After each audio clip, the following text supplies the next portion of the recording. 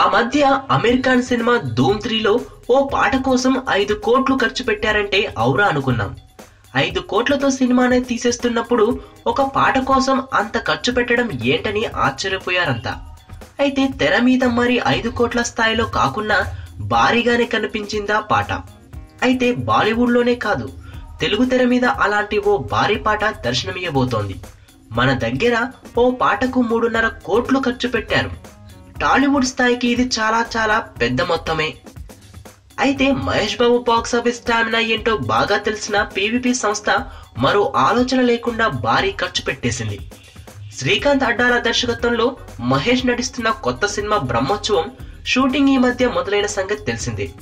నేరుగా పాటతో షూటింగ్ ఆరంభించారు. రామోజీ ఫిలిం సిటీలో వేసిన భారీ సెట్స్ లో ఈ పాటను చిత్రీకరించారు. ఈ సెట్టింగ్ ని 2 నెలలు కష్టపడి రూపొందించారు. ఇక పాట చిత్రీకరణ కూడా భారీగానే సాగిందట.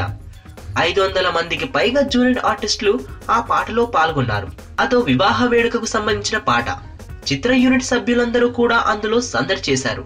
తెలుగు సినీ చరిత్రలోనే అత్యంత భారీగా తెరకెక్కించిన పాట ఇది.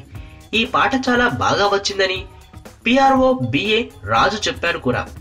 మరి 3.5 కోట్లు పెట్టి తీసిన ఆ పాటలో అంత ప్రత్యేకత ఏముందో తెలియాలంటే వచ్చే సమ్మర్ వరకు ఎదురు చూడాల్సిందే.